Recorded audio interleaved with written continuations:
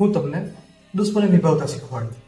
શું તમારો દુશ્મન ડેઈલી જીમમાં જાય છે તો એને જીમ પહેલા દૂધ અને કેળાનું મિલ્કશેક પીવાનું કહો.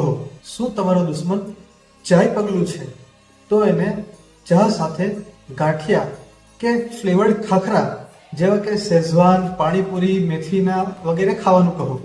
તમારા દુશ્મનને એક દિવસ ઘરે બોલાવો અને એને ફ્રૂટ સલાડની પાર્ટી આપો. એને દહીં એટલે બેસ્ટ પ્રોબાયોટિક એમ કહીને ડેઈલી દહીં ખાવાની સલાહ આપો. આ બધું કરવાથી તમારા દુશ્મનને થોડા જ સમયમાં ગેસ, એસિડિટી અને ખાસ કરીને ચામડીના રોગો એટલે કે ખંજવાળ આવવી કે સફેદ ડાઘ થવાની શક્યતા છે અને જેને કારણે તે હોસ્પિટલના ધક્કા ખાતો અને દવાઓમાં ભેરવાયેલો રહી જશે.